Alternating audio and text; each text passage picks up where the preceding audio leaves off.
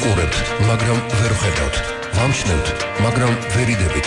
ვპირდებით, მაგრამ გვავიწყდება. დროა შევიცვალოთ მენტალობა.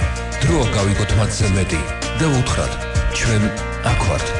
ფართომასშტაბიანი სოციალური რადიო პროექტი იმედზე. ნინო მეუნარგიასთან ერთად. ჩვენ აქ ვართ. მებით ეთერში გადაცემა ჩვენ აქ ვართ, მე ნინო ვარ, მეუნარგია. როგორც ცხოვრობენ საქართველოში შეზღუდული შესაძლებლობების მქონე ქალები, არიან თუ არა ისინი დისკრიმინაციის ობიექტები. დღეს ჩემი გადაცემის სტუმრები არიან თანამშრომლობა თანაბარი უფლებებისთვის წევრი ოლღა კალინა, პლატფორმა ახალი შესაძლებლობებისთვის წევრი ნინო ბაიდაური. დიდი მადლობა ქალბატონებო მობრძანებისთვის. ჩვენი საკონტაქტო ნომრები 292 11 88 292 11 99. შეგიძლიათ დაგვირეკოთ თქვენი მოსაზრება და აფიქსიროთ. შეზღუდული შესაძლებლობების მქონე ქალები ხშირად ორმაგი დისკრიმინაციის ობიექტები არიან, გარდა სხვადასხვა წინააღმდეგობისა, რაც საერთოა შეზღუდული შესაძლებლობების მქონე ადამიანებისთვის. ქალების შემთხვევაში ამას ემატება ბარიერები ყოველდღიურ ცხოვრებაში, სქესის ნიშნით, დამოუკიდებელი ცხოვრება, თვითრეალიზაციის შესაძლებლობები, არჩევანის თავისუფლება. ამ თემებზე ვისაუბრებ სტუმრებთან ერთად, თემა ძალზედ აქტუალურია. უპირველეს ყოვლისა, ნინო, მინდა თქვენთან დავიწყო საუბარი მოძრაობა პლატფორმა ახალი შესაძლებლობისთვის. ეს მოძრაობა ახალი დაწყებულია და მიზანზე მინდა ისაუბროთ. მოგესალმებით, ნინო, პირველ რიგში დიდი მადლობა მოწვევის სტუდიაში და ძალიან მომწყვის თქვენი გადაცემის ახალი ჩვენ აქ. პრინციპში აქედანაც შეგვიძლია ამოვიდეთ, რომ ჩვენი მოძრაობის მიზანი ახალ შექმნილი მოძრაობის, რომელიც არის ფოკუსირებული შეზღუდული შესაძლებლობების მქონე ქალთა წინაშე არსებულ ბარიერებზე და იმ გზების მოძიებაზე, რაც ამ ბარიერების დასაძლევად არის საჭირო, სწორედ მაგას ეფუძნება ჩვენ აქ ვართ, იმიტომ რომ გადაცემის დაწყებამდე პრინციპიულად საუბარში ვამბობდით ამას, რომ შეზღუდული შესაძლებლობის მქონე ქალებს თითქოს სქესის ნიშანი ჩამოაშორა საზოგადოებამ, რაც თავისთავად თვითაღქმაზეც მოქმედებს. ეს ადამიანები რაღაცნაირად ნეიტრალურ, საერთო შეზღუდული შესაძლებლობის მქონე პირთა თემში მოიაზრებიან, მხოლოდ და ის სპეციფიური საჭიროებები, რაც მათ აქვთ და ის სპეციფიური ბარიერები, რასანაც მათ გამკლავება უწევთ ყოველდღიურ ცხოვრებაში, ძალიან უკანა პლანზე არის წაწეული და იმის ფონზე, რომ ვითარდება და მზარდია ჩვენს თვალწინ წლების განმავლობაში განვითარდა შეზღუდული შესაძლებლობის მქონე პირთა უფლებრივი მოძრაობა, ჩვენს თვალწინ შეცვალა ამ მოძრაობამ ბევრი რამ ნამდვილად, მაგრამ აი ამ მოძრაობაში სათანადოდ არ არის შეზღუდული შესაძლებლობის მქონე ქალი წარმოდგენილი, არა იმ თვალსაზრისით, რომ ეს ქალები და გოგონები თვითონ მოძრაობაში არ არიან, რა თქმა უნდა არიან, მაგრამ არ არიან ფაქტია ავანგარდში და არ ჟღერდებოდა აქამდე ის საკითხები, რაც მათ სპეციფიურად და კონკრეტულად აქვთ. ასე იგივე სიტუაცია გვაქვს ქალთა მოძრაობაში, რომელიც ასევე ძალიან მზარდი და განვითარებადი არის და ეს არის დრო მოვიდა ამ მოძრაობების გადაკვეთის, იმიტომ რომ ძალიან ბევრი საერთო აქვს რეალურად ერთმანეთთან და დრო მოვიდა, რომ შეზღუდული შესაძლებლობის მქონე ქალებმა თავიანთი ავთენტური ხმა გააჟღერონ და გამოვიდნენ იმ ჩრდილიდან, რაც ერთ ხან მამაკაცი შეზღუდული შესაძლებლობის მქონების ან სხვა ქალების. კარგით, ეს ქალები უნდა გამოვიდნენ ჩრდილიდან, ისინი არ არიან ავანგარდში და რა უნდა გავაკეთოთ იმისთვის, რომ ეს რაღაც გარკვეული სტერეოტიპები დაიმსხვრეს და საზოგადოებამ გაიგოს, რომ შეზღუდული შესაძლებლობების მქონე ქალი არის ჩვეულებრივი ქალი და უპირველეს ყოვლისა ამ ქალებს ჭირდებათ საკუთარი თავის რეაბილიტაცია. მე მინდა თქვენი მოძრაობის თქვენ სტრატეგიაზე ისაუბროთ. პირველი გზა, რომ ეს მიდგომები და საშუალებად სტრატეგიას, ტაქტიკაც, რომ ეს მიდგომები შევცვალოთ და საზოგადოებაში ცნობიერება გადავასხვაფეროთ, არის ის, რომ თავად ქალებმა აიმაღლონ ხმა და თავად ქალებმა მიაწოდონ ერთმანეთზე საზოგადოებას ინფორმაცია და ის, რაც მათ აქვთ სათქმელი, დაგროვილი თუ ახლად დაბადებული. ჩვენ მეც ოლგაც და ჩვენი მოძრაობის სხვა წევრებიც ამ მოძრაობაში, საზოგადოების შესაძლებლობის მქონე პირთა მოძრაობაში ვართ უკვე წლებიან. ჩვენთვისაც ახალი არის ეს პერსპექტივა, ჩვენც ეხლა დავიწყეთ ამ თემაზე მუშაობა და ფიქრი. ანუ ჩვენ არ საყვედურობთ, რატო ეხლა მანამდე თქვენ განსხვავების მაგივრად არ ლაპარაკობდით, ქალების არ აჟღერებდით ამ საკითხებს, მაგრამ ეს არის პირველი ნაბიჯები, რომ ჩვენ გამოვედით, ჩვენი პირველი მიზანი არის ის, რომ რასაც ვაჟღერებთ, რომ ეს მოძრაობა არის ღია და ორიენტირებული ვართ იმაზე, რომ მაქსიმალურად გაფართოვდეს და გაიზარდოს სწორედაც რომ შეზღუდული შესაძლებლობების მქონე ქალების შემოერთების გზით. ჯერჯერობით დავიწყეთ საინიციატივო ჯგუფი, რაც შეიკრა თბილისში. იმედი გვაქვს ძალიან დიდი სრული და გეგმები, სრული არ არის ეს მხოლოდ რომ მივაწვინოთ ხმა და გავიდეთ რეგიონების დონეზეც. და პირველი გზა ეს არის რომ გაძლიერდეს თვით და შემოიკრიბოს ეს რაღაცა დააკუმულირდეს თემის ძალა. დიახ, რასაკვირველია, მოძრაობა უნდა გაძლიერდეს და როგორც თქვენ ბრძანეთ, მნიშვნელოვანია თავად შშმ ქალების მონაწილეობა. რა მდგომარეობა რეგიონებში თუ შეისწავლეთ თქვენ, თუ არის რაღაც გარკვეული სტატისტიკა თუ გაქვთ და რას აპირებთ რეგიონთან მიმართებაში? სტატისტიკა არ გვაქვს. სტატისტიკა ზოგადად იცით თქვენ რომ ძალიან პრობლემური საკითხია, საერთოდ იმის სტატისტიკაც არ არის ზოგადად შეზღუდული შესაძლებლობის მქონე რამდენი პირი ყავს ქვეყანას, არის 10,000-ობით ადამიანი, რომელსაც სისტემა უბრალოდ ვერ ხედავს. რაც შეეხება რეგიონებს, იმ გამოცდილებიდან გამომდინარე, რაც ჩვენ ამ სფეროში გვაქვს, რეგიონები თან ესე უშუალოდ კვლევა არ ჩაგვიტარებია, ჩვენ გეტყვით კვლევაზე, ჩვენ ეს მოძრაობა სანამ ეს აშკარაზე გამოვიდოდით, ასე რომ თქვათ, მანამდე კვლევით საქმიანობა გვქონდა, რომელიც თბილისში იყო. ანუ ესეთი რაღაც ვალიდური სანდო კვლევითი მონაცემები, რომელზე დაყრდნობით შემიძლია გესაუბროთ რეგიონებში არსებულ მდგომარეობაზე, მე ნამდვილად არ მაქვს ხელთ, შემიძლია გაგიზიაროთ უბრალოდ ის სიტუაციური დაკვირვება და ზოგადი თემთან ურთიერთობის თუ სხვადასხვა რეგიონებში მუშაობის გამოცდილება გვაქვს, აქედან გამომდინარე რა ინფორმაცია არის. შეზღუდული შესაძლებლობის მქონე ქალები ისეთი ალბათ რაღაც მომენტში მაინც უფრო მწვავე არის მათთვის მდგომარეობა რეგიონებში, თუმცა რა არის, იცით, რაღაც სამხრეთ თითქოს მივეჩვიეთ იმაზე საუბარს, რომ თბილისსა და რეგიონებს შორის დიდი სხვაობა არის. სინამდვილეში არც ისე დიდი სხვაობაა. თბილისშიც შეიძლება რაღაცა მხრივ უფრო მეტად მობილიზება ხდება ხოლმე ძალების, მაგრამ სიტუაცია ესე რადიკალურად განსხვავებული იყოს, რადიკალურად უკეთესი თბილისში და რადიკალურად უარესი რეგიონებში, ხა ამას ესე ნამდვილად ვერ ვიტყვით ხელ. კარგით, ოლღა, როდესაც საუბრობთ შეზღუდული შესაძლებლობების მქონე ქალებზე, აქ ძალიან ბევრი პრობლემა იკვეთება. რეპროდუქციული პრობლემები, ჰიგიენის პრობლემა იქნება. მე გადავიდეთ იმაზე, რომ ეს იქნება განათლება, ეს იქნება დასაქმება. რას ფიქრობთ ამ მიმართულებით, იმიტომ რომ ძალიან ბევრი საკითხია მოსაგვარებელი. თქვენ გაქვთ გარკვეული სტრატეგია და ალბათ ნაბიჯ უნდა მიყვეთ ამ ყველაფერს. დიახ, ანუ მოგესალმებით პირველ რიგში, ოლღა კალინა ვარ, თავად შშმ პირი, მაქვს დიაგნოზი ფსიქიატრიული შიზოფრენია პარანოიდული და ამაზე ღიად საუბრობ, დიახ.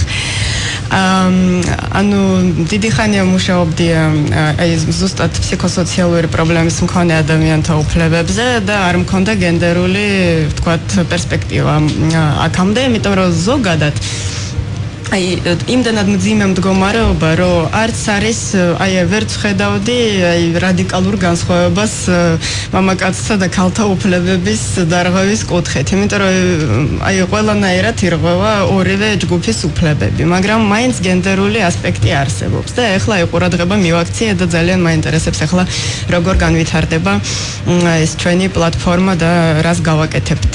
აი ძალიან პირველ რიგში ძალიან მნიშვნელოვანია ქალთა გაძლიერება, ანუ უნდა ვისაუბროთ და არ უნდა დაავფაროთ ჩვენი პრობლემები. ანუ თუ გვაქვს გარკვეული რაღაცა საჭიროება, უნდა ღიად ვისაუბროთ ამაზე და ანუ დიდი იმედი არის რომ მივიღებთ შესაბამის სერვის ეფექტს ან დახმარებას მომავალში და თუ არ ესე იგი თუ ვიქნები ჩაკეტილი სახლში თუ ესე იგი შიში გვექნება რომ რაღაცა მე მოვა თუ ანუ ძალიან ესე იგი ცუდი ეფექტი იქნება როცა გავამჟღავნებთ სიმართლეს ეს არ არის ასე ჯობია ეს სიმართლის თქმა და საკუთარ ესე იგი თავის მიღება და აღიარება უპირველეს ყოვლისა გვაქვს გარკვეული რაღაცა ყველა ადამიანს აქვს გარკვეული თვისებები და ზოგს კარგი, ზოგს ცუდი და ზოგი სხვადასხვანაირი ადამიანები არიან. ანუ შესაბამისად უნდა მივიღოთ ეს ჩვენი თვისებები როგორებიც არის და გამოვიყენოთ ეს ძლიერი მხარეები და ყურადღება მივაქციოთ სუსტ მხარეებს და ძალიან დიდი იმედი მაქვს რომ რეგიონში მცხოვრები ქალბატონები თუნდაც ინტერნეტის მეშვეობით შემოგვიერთდებიან და აი Facebook-ში გვაქვს გვერდი პლატფორმა აქვს გვერდი და შეიძლება ეწერილების მოწერა და ეს კომუნიკაციის გაკეთება და რაღაცა ესე იგი პრობლემების გქოთ გაზიარება დიახ და მე ერთობლივად იმედი მაქვს რომ რაღაცნაირად მოვაგვარებთ იმიტომ რომ დიდი ხანია მუშაობთ უკვე ეს პერსპექტივაში მიზანი ეს არის რომ მოძრაობა გაიშალოს და რაღაცა დეცენტრალიზდეს ასე რომ ვთქვათ და ადგილობრივად ხა არ აღნიშნო და მსმენელს არ ვუთხრა იმიტომ რომ მეც ახლა გავიგე ქალბატონმა უღამბძანა რომ მას აქვს დიაგნოზი და ეს ნათელი მაგალითია იმისა რომ ქალბატონი არის აბსოლუტურად სრულფასოვანი საზოგადოების წევრი ძალიან ჭკვიანი ქალბატონი რომელიც ამ მოძრაობის ერთ-ერთი სულისჩამდგმელია და ეს არის ნათელი მაგალითი და აი ეს არის მაგალითი სტერეოტიპების მსხრევისა. ასე რომ მე მგონი არც ის რთული იქნება ამ სტერეოტიპის მსხრევა, მთავარია მონდომება და როგორც თქვენ აღნიშნეთ, თავად ამ ქალბატონებმა უნდა მოინდომოთ, მაგრამ მათ გვერდში დგომა უნდა. საქმე ნინო, აი ოლგა საუბრობდა იმაზე რომ მიიღო საკუთარი თავი და არ დამალო საკუთარი თავი. მნიშვნელოვანია მიიღო საკუთარი თავი და არ დამალო საკუთარი თავი. ჩვენ ამ თემაზე საუბარს რეკლამის შემდეგ განვაგრძობთ, ასე რომ დაგველოდეთ. ფართომასშტაბიანი სოციალური რადიო პროექტი იმედზე. ნინო მეუნარგიასთან ერთად. ჩვენ აქ ვართ. მოგესალმებით, ეთერში გადაცემა ჩვენ აქ ვართ, მე ნინო ვარ, მეუნარგია. რამდენად დაცულია ჩვენს ქვეყანაში შეზღუდული შესაძლებლობების მქონე ქალების უფლებები და არიან თუ არა ისინი დისკრიმინაციის ობიექტები? შეგახსენებთ ჩემი სტუმრები, ორგანიზაცია თანამშრომლობა თანაბარი უფლებებისთვის წევრი ოლღა კალინა, მოძრაობა პლატფორმა ახალი შესაძლებლობებისთვის წევრი ნინო ბაიდაური. ჩვენ გადაცემის პირველ ნაწილში უკვე ვისაუბრეთ ამ საკითხზე. მსმენელს შევახსენებ ჩვენ საკონტაქტო ნომრებს 292 11 88 292 11 99 და მინდა აღვნიშნო რომ მართლაც გამორჩეული ეთერია. ჩემი სტუმარი, რომელიც არის ამხელა ორგანიზაციის წევრი ოლღა კალინა, მინდა გითხრათ რომ არაჩვეულებრივი ქალბატონია, ჯერ ძალიან ლამაზია, პირდაპირ ვიტყვი ამას და მან მე ეს ნამდვილად არ ვიცოდი. მან პირდაპირ ეთერში თქვა რომ მას აქვს დიაგნოზი, ის გაიმეორებს რა დიაგნოზი და ეთერს მიიღმა თავის ისტორიაც მოყვა და მე დარწმუნებული რომ ოლღა ისაუბრებს ამ თემაზე და ოლღა არის ნათელი მაგალითი ამ სტერეოტიპების მსხრევისა, ის რომ ზოგადად შეზღუდული შესაძლებლობები კი არსებობს, როგორ არა, ყველა ადამიანს აქვს რაღაც გარკვეული მიმართულებით შეზღუდვები, მაგრამ არანაირად არ არის ხელისშემშლელი ფაქტორი იმისთვის, რომ იყო საზოგადოების სრულფასოვანი წევრი. გისმენთ ოლღა? მოგესალმებით კიდევ ერთხელ. ანუ ვთქვი რომ მაქვს პარანოიდული შიზოფრენიის დიაგნოზი და ზოგადად ძალიან ის სტიგმა არის დიდი დაკავშირებული ასეთ დიაგნოზთან. ფიქრობენ ხშირად რომ ასეთი ადამიანები ან მუდამ უნდა იყვნენ ჩაკეტილები ფსიქიატრიულ დაწესებულებებში სიცოცხლის ბოლომდე, ან რომ ციხეში ვთქვათ, იმიტომ რომ კრიმინალები, მანიაკები ვართ და ზოგადად რა ვიცი მკვლელები სერიული. ანუ მინდა ვთქვა პირდაპირ რომ ასე არ არის. ძალიან ბევრი ადამიანი ასეთი დიაგნოზის მქონე მშვენივრად ცხოვრობს საზოგადოებაში და უბრალოდ მალავს თავის დიაგნოზს და არ ჩანს მასზე რომ მაგალითად აქვს გარკვეული დიაგნოზი სამედიცინო ვთქვათ ისტორიაში. და ამასთან ბევრი კრიმინალი არსებობს, სულაც დიაგნოზების არ მქონე, ვინც ისე შეიძლება იყოს მანიაკი და რა ვიცი კრიმინალი, მაგრამ არ არის ამასთან ფსიქიკური პრობლემების მქონე.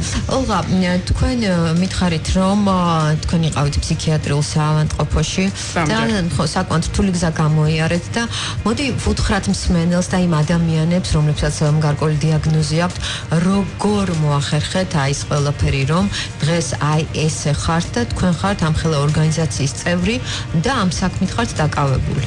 ну, აი ჩემი პირველი ჰოსპიტალიზაცია ჩემთვის იყო შოკი. ეს იყო როცა მე სწავლობდი უნივერსიტეტში 21 წლის ვიყავ იმ დროს და ძალიან ესე იგი უცბად კრიზისი დამემართა ფსიქიკური, აი მძიმე სოციალური ფონის გამო, სხვადასხვა პრობლემების გამო და აღმოჩნდი ფსიქიატრიულში. იმ დროს 2005 წელს ეს ფსიქიატრიული იყო იმდანაც საშინელ დღეში, რომ ეხლა შედარებით უკეთესი მდგომარეობა გვაქვს. თუმცა ვინც ნახა სახალხო დამცველის ანგარიში ალბათ ხედავს რომ მაინც საშინელი სურათი.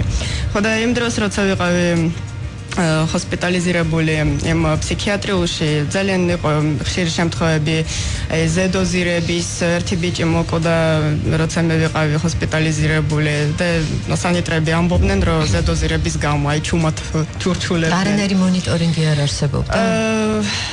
ხო ნუ არ იყო არც ხშირი თუ არსებობდა ნუ ალბათ მაინც არ იყო ეფექტური და არ მოქმედებდა ძალიან ესე ჰიგიენური თვალსაზრისით აბაზანაში შუქი არ იყო და იყო ძალიან ესე იგი აი ჭუჭყის ასეთი იყო საშინელი პირობები და როგორ მოხდა თქვენ შემთხვევაში რომ ესეთი ქალბატონი ხართ და ამ ხელა საქმეს აკეთებთ? ხო ნუ აი პირველი ჰოსპიტალიზაცია ჩემთვის შოკი იყო და ვერ ანუ ძალიან ესე იგი დაეცა ჩემი თვითშეფასება და ცუდ დღეში ჩავარდი მაგრამ მე ანუ კიდევ მქონდა ერთი ჰოსპიტალიზაცია და შევხვდი უბრალოდ სხვა ჯგუფს ანუ რეაბილიტაციის ცენტრში მოვხდი დღემდე არსებობს ეს ცენტრი თბილისში ერთადერთი ასეთი კარგი გამონაკლისი სადაც აი დღემდე დადიან ფსიქიკური პრობლემის მქონე ადამიანები და აი დღის აქტივობები აქვთ გარკვეული და იქ შევიგრძნენი აი ეს პატივისცემის ასეთი ანუ სხვანაირი დამოკიდებულება ჰქონდათ რეაბილიტაციის ცენტრში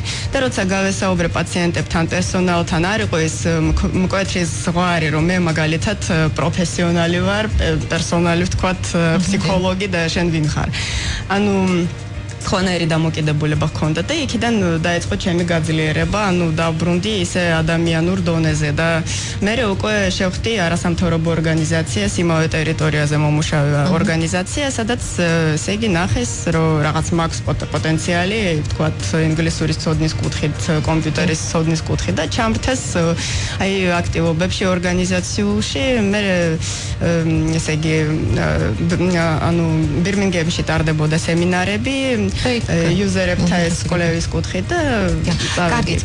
მაშინ დარწმუნებული ვარ რომ არიან ადამიანები, რომელთაც უნდათ აი რეაბილიტაციის გავლა, რა რეაბილიტაციას თქვენ გაიარეთ და ვის უნდა მიმართონ? მათ მაგივრად დავსვამ შეკითხვას. კარგი ესე იგი საკითხია. საქმე იმაშია რომ დღემდე არ გვაქვს მოკლედ განვითარებული რეაბილიტაციური სერვისები. არ არის. ანუ პირდაპირ შემიძლია განვაცხადო რომ არ არის და ის რაც არის აი ძალიან უკვე არის ეს ადგილები დაკავებული ვთქვათ, აი ძალიან ესე იგი ლიმიტირებული არის ადგილი და თითქმის შეუძლებელია. ანუ ერთი არის რეაბილიტაციის ცენტრი თბილისში და გარკვეული სერვისები, აი კრიზის ინტერვენცია არსებობს, მაგრამ აი ძალიან შეზღუდული რაოდენობით. კაც ამბულატორიულ მომსახურებასაც არ აქვს სათანადო მხარდაჭერა, რაც არის პირდაპირ ალტერნატივა იმ დიდი საშინელი ჯოჯოხეთური ინსტიტუციების, რაზეც ყובოდა. ნინო, მაინტერესებს რაც შეეხება მოძრაობას პლატფორმა ახალი შესაძლებლობებისთვის. ანუ ამ ადამიანების მოძიების პროცესი როგორ მიმდინარეობს, იმიტომ რომ ყველამ არ იცის რომ ეს მოძრაობა დაიწყო და ალბათ გარკვეული პროცესებია და ხდება ხო მათი მოძიება. ეს მოძრაობა ჩვენც ანუ რაც დაიწყეთ, ანუ რაც გამოვედით სააშკაროზე ფაქტობრივად რამდენიმე დღე არის. იმიტომ რომ მანამდე რაღაც ჩვენთვის მუშაობდით, შიდა სამუშაოები იყო ერთმანეთთან იდეების გაცვლა, გამოსვლა, კვლევა, სხვადასხვა საქმიანობები.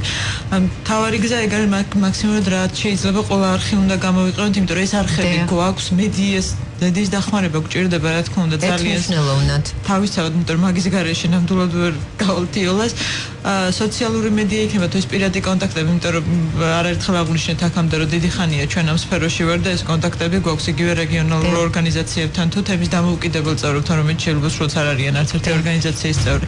ზოგადად თანდათანობით იმედი გვაქვს იმისა, რომ მაქსიმალურად ბევრ ადამიანამდე მივიტანთ ხმას და იმის мотиваციას რომ შემოვერთდნენ მოძრაობას. და ეს მოძრაობა შეიქმნა ორგანიზაცია ხელმისაწვდომი გარემო ყველასთვის პროექტის ფარგლებში.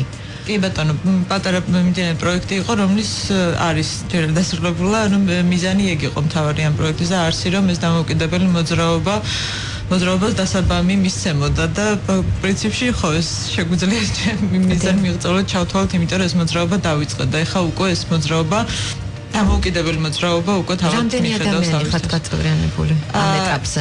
იქიდან გამომდინარე ფორმალური სახე ჩვენ არა გვაქვს და გვინდა რომ ეს იყოს თავისუფალი ღია მუდმივად ესე დაახლოებით ფიქსირებული ქაღალდზე ესე წევრები არ ყავს, მაგრამ დაახლოებით 20-მდე ადამიანი ვართ. და რაც შეეხება შეზღუდულ შესაძლებლობებს ნებისმიერ შეზღუდვის მქონე ადამიანს შეუძლია თქვენთან გაწევრიანება. ეს არის ამ მოძრაობის თავიდანვე იმთავითვე კი ბატონო ამოსავალი წერტილის და არა მხოლოდ მიზანი, ასეც არის ეს არ არის რაღაც რომელიმე შეზღუდვაზე და რომელიმე შეზღუდვის მქონე ადამიანებზე ორიენტირებული და გამაერთიანებელი საკმაოდ მრავალფეროვანი შესაძლებლობების და სხვადასხვა ხედვების თვალსაზრისით და გამოცდილებების. თუ იზიარებთ ევროპულ გამოცდილებას და რა ხდება ამ მიმართულებით ევროპაში? რა ხდება ამ მიმართულებით ევროპაში და სხვათა შორის იმის ფონზე რომ ბევრად უფრო დიდი ისტორია აქვს და უფრო ძლიერია ვთქვათ იგივე შეზღუდულ შესაძლებლობის მქონე პირთა მოძრაობა განვითარებულ ქვეყნებში და უფრო ძლიერია შეზღუდულ შესაძლებლობის მქონე ქალთა საკითხების ადვოკატირებას და ამ მიმართულებით მუშაობა მე მინახავს ახლა არაერთი იქაური სხვადასხვა აქტივისტების ვიდეო ჩანაწერები, ინტერვიუები, სხვადასხვა სპიჩები, მაგრამ ეს შეზღუდულ შესაძლებლობის მქონე ქალები ჯერჯერობით იქაც უფრო აი თანაბრად განვითარებული ეს მოძრაობა არც იქ არ არის და შეზღუდული შესაძლებლობის მქონე ქალების საკითხები ხმთლიანად ინტეგრირებული შეზღუდული შესაძლებლობის მქონე პირთა უფლებების მოძრაობაში არც იქ არ არის. კარგით, რაც შეეხება საკითხებს, ხო არაერთი პრობლემა, არაერთი საკითხია მოსაგვარებელი, მაგრამ დამეთანხმებით ორივე ალბათ იმაში, რომ ჯანდაცვის სისტემა ეს არის ერთ-ერთი უმნიშვნელოვანესი რგოლი. ამ მიმართულებით რას აპირებთ ოლღა? ანუ რეკომენდაციების გაკეთება ჯანდაცვის მისამართით, იმიტომ რომ ნამდვილად ძალიან ესე იგი წავე საკითხები გვაქვს. ანუ ეს ეხება როგორც რეპროდუქციული ჯანმრთელობის დაცვის, ასევე ზოგადად აი სხვადასხვა სერვისებში ჩართულობას. აი ის ფაქტი, რომ არ არის ხელმისაწვდომი სკრინინგის პროგრამები ქალებისთვის, ვინც არის ჩაკეტილი ინსტიტუციებში, ფსიქიატრიულ ინსტიტუციებში, ეს ძალიან ცუდია, უკიდურესად ცუდია. ანუ არ არის საკმარისი ასეთი ზოგადი სომატური და ასევე ესე იგი ნეიროლეპტიკების და სხვა სწავლების, ფსიქოტროპული სწავლების გამოყენების გამო იზრდება ეს განვითარების სომატური გართულების განვითარების რისკი და კიბოს განვითარების რისკი, მკერდის კიბოს და სხვა ესე იგი პრობლემების განვითარების რისკი და ამასთან ის ადამიანები არიან ჩაკეტილები ინსტიტუციაში და რეალურად არ არის წვდომა სომატურ სერვისებთან, არც სკრინინგ პროგრამებთან, რაც არის ხშირად უფასო სხვა ქალებისთვის. ანუ არათანაბარი მისაწვდომობა არის სახელმწიფო და არც არის ადაპტირებული სერვისები რეპროდუქციული ჯანმრთელობის დაცვის კუთხით, როგორც ფსიქოსოციალური პრობლემის მქონე ქალბატონებისთვის, ასევე სხვა ზოგადად დაწყებულია ეს რომ გინეკოლოგიური სკამები არ არის სხვა ესე იგი ჯგუფებისთვის დამთავრებულია იმით, რომ ხშირად წამლები, როცა ესე იგი უნიშნავენ ადამიანებს წამლებს, არ არის ყურადღება საკმარისი იმაზე, თუ რამდენად შეიზღუდება რეპროდუქციული, ვთქვათ, უფლებები და რა ეფექტი შეიძლება იყოს. არც არის ინფორმაციის მიწოდება, ანუ ყურადღება არ არის ამ კუთხით. და დღეს წესრიგშიც არ დგას ჯერჯერობით ყოველ შემთხვევაში სახელმწიფო პოლიტიკის დონეზე და აქედან მოგვიწყებს ალბათ მუშაობის დაწყება, იმიტომ რომ გენდერულად არ არის მგრძნობიარე საერთოდ შეზღუდული შესაძლებლობის მქონე პირთა მიმართ პოლიტიკა და ის ყველაზე მეტად მე ვახსენე დასაწყისში რომ კვლევა გქონდა თქო მანამდე სანამ ესე დავიწყებდით საჯაროდ გამოსვლას ჩვენი მოძრაობა და ზუსტად ჯანდაცვის მიმართულებით გამოიკვეთა ის ყველაზე თვალსაჩინო ეს რაღაც ნაპრალი რაც სახელმწიფო პოლიტიკის დონეზე ჩანს. აი მაგალითად მე ეს კვლევა გავაღრმავეთ მაგ მიმართულებით, ანუ გავაანალიზეთ სამოქმედო ქვეყანაში მოქმედი სამოქმედო გეგმები და სტრატეგიები ამ მიმართულებით. აი მაგალითად ფსიქიკური ჯანმრთელობის სტრატეგიაში უფრო არის ეს ხაზგასმული ოღონდ ზოგადი პრინციპის დონეზე, ანუ გენდერული ასპექტი იქ შემოდის, მაგრამ ის სამოქმედო გეგმა, რომელმაც ეს სტრატეგია უნდა განახორციელოს, უკვე ამ ხრივ უკვე აღარაფერს აღარ ამბობს.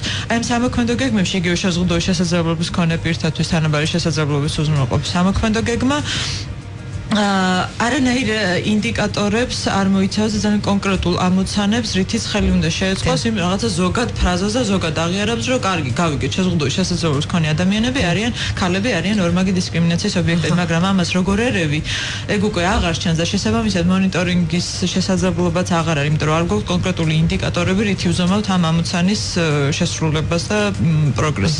კარგით, რაც შეეხება ქმედით უნარიანობის რეფორმას, არის თუ არა ეს წინ გადადგმული ნაბიჯი? შეფასებები იყო გაკეთებული, გარკვეული კიდევ იქნება მომავალში, იმიტომ რომ დაწყებულია იმპლემენტაცია და ჯერ ბოლომდე არ არის შეფასება, მაგრამ შეიძლება ითქვას, რომ ბევრი პრობლემა აქვს იმპლემენტაციის თვალსაზრისით. კანონმდებლობა აშკარად არის წინ გადადგმული ნაბიჯი, ანუ ის ფაქტი, რომ უკვე აღიარებულია, რომ ყველა ადამიანი არის ქმედუნარიანი, ეგეც უკვე ძალიან ესე იგი კარგი ნაბიჯი და რევოლუციური და საქართველოს ადამიანების აღიარება ფაქტია. რა თქმა უნდა, ეს ძალიან პოზიტიური ნაბიჯი და ამ კუთხით ძალიან კარგი კანონმდებლობაა, მაგრამ თუმცა ხარვეზები არის კანონმდებლობაშიც, მაგრამ ზოგადად იდეა ძალიან კარგი. მაგრამ აი იმპლემენტაციის კუთხით სამწუხაროდ ძალიან დიდი რისკი არის იმისა, რომ ფაქტობრივად იგივე დარჩება აი მდგომარეობა უფლებების მხრივ, რაც იყო მანამდე პლენარული მეურვეობის კუთხით. იმიტომ რომ მოსამართლეებმა ტენდენცია არის, რომ მაინც იზღუდება ყველა უფლება ყველა სფეროში. და ის მხარდამჭერი ეგრეთ წოდებული მაინც ასრულებს de facto მეურვის უფლებას. ანუ მისი ხელმოწერა მაინც მოქმედებს, თეორიულად შეუძლია მიიღოს გადაწყვეტილება პირის ჩართულობის გარეშე. რა თქმა უნდა და პლუს აი პრობლემები არსებობს იმ კუთხით, რომ ბევრ ადამიანს არ ეყოლება საერთოდ მხარდამჭერი. ანუ ეყოლება დირექცია, ანუ ვინც არის ინსტიტუციაში, ან სოცაგენტოს თანამშრომელი, მაგრამ de facto ისინი არ მოდიან იმ ადამიანამდე და ვერ ისაუბრებენ ამ ყველა ადამიანთან. ანუ იმპლემენტაცია კარგი, რა უნდა გავაკეთოთ იმისთვის, რომ აი ეს ხარვეზები აღმოიფხვრას? ხო, კარგი საკითხია, 12-ში ვისაუბრებ. ხო, მოკლედ ძალიან მოკლედ რომ ვთქვა, არის საჭირო ძალიან კარგი ტრენინგი თანამშრომლებისთვის და დამატებითი სერვისების დანერგვა. ანუ პირველ რიგში მე ვხედავ გამოსავალს იმაში, რომ უნდა დანერგოს პერსონალური ომბუდსმენის სერვისი ჩვენთან საქართველოში, რაც უკვე არის ძალიან გავრცელებული და კარგი პრაქტიკა, შვედეთში დაიწყეს. ანუ ეს პერსონალური ომბუდსმენი ძალიან ესე იგი მაგრა ჟღერს, თუმცა ეს რეალურად ეს არის ისეთი სერვისი, სადაც ძალიან ჯგუფი არასამთავრობო მუშაობს იმ ფსიქოსოციალური პრობლემის მქონე ადამიანებთან, ვისაც ჭირდება მხარდაჭერი. და ეს მხარდამჭერი არის ეს კვალიფიციური მუშაკი, ან სოცმუშაკი, ან იურისტი, ვინც დაეხმარება, მაგრამ არ იქნება არანაირად გაფორმებული როგორც მხარდამჭერი. ანუ მის ხელმოწერა ძალა არ ექნება. უბრალოდ მიდის სახლში ან პირთან რაღაც გაესაუბრებს, დაეხმარება გადაწყვეტილების მიღებაში, მივა მასთან სოცაგენტოში მოაგვარებს საქმეს. ეხმარება საქმე. ეს არის მნიშვნელოვანი ეხმარება და არა სანაცვლოდ. რა თქმა უნდა. კარგით და ეს კადრები მნიშვნელოვანია სახელმწიფოს ჩართულობა. ის ადამიანები, ვინც უნდა განახორციელოს ეს რეფორმა რეალობაში არ გვყავს, იმიტომ რომ იმდენად სახელმწიფომდე მივედით. სახელმწიფომდე მივედით, იმდენად წინწადგმული ნაბიჯი არის ეს კანონმდებლობა მართლა. ის საოცარი ნახტომია რა იყო მანამდე, გინდაც კანონმდებლობის და გინდა რეალობის თვალსაზრისით და საოცარი ნახტომია ის რასაც ხატავს და რასაც ითხოვს ეს კანონმდებლობა. და აი რაღაც ძალიან დიდი საპროტესტო ტალღა და უკუკედელი გამოიწვია იმ პროფესიონალებში, ვინც ეს უნდა აღასრულონ. ფსიქიატრები იქნებიან, მოსამართლეები თუ ასე შემდეგ. მოსამართლეების ტრენინგი მაგალითად მიმდინარეობს, დაწყებულია ფსიქიატრებთან მართალი რო გითხრა, არ ვიცი, ასეთი მოკლედ აი კადრებთან არის ძალიან დიდი იმიტომ რომ ამ ადამიანებს ფაქტობრივად ჩვენ მოვთხოვეთ, რომ აი მთელი ცხოვრება რასაც აკეთებდი და რისიც გჯეროდა, უნდა თქვა რომ ეგ იყო სიმახინჯე და ხა მის აღიარება ადვილი არ არის. აი ამ პრობლემას ხედავ ამ კუთხით იმაში, რომ არ იყო დაგეგმილი სათანადოდ იმპლემენტაცია პრაქტიკული. ანუ მანამდე იყო საჭირო სხვადასხვა ჯგუფის წარმომადგენლებთან გასაუბრება და შემუშავება პრაქტიკული გზების. ანუ თუ როგორ შეიძლება იმპლემენტაცია. ეხლა ამ ეტაპზე ვიღებთ შესანიშნავ კანონმდებლობას, ანუ ვთქვათ, რაც არის ეხლა არენაზე, მაგრამ ისე იმპლემენტაცია თუ გაგრძელდება, ანუ ეს რეფორმა ჩავარდება და იქნება კატასტროფა. და ეხლავე უნდა იყოს რაღაც გაკეთებული ნაბიჯები, რათა გამოსწორდეს მდგომარეობა ეხლა და არ მოძრაობა არის დროული. ზუსტად დროულია და მე დარწმუნებული ვარ იმაში, რომ დროთა განმავლობაში შედეგი აუცილებლად დაიდება, იმიტომ რომ ნებისმიერი მოძრაობა, ნებისმიერი წამოწყება ორიენტირებული არის შედეგზე.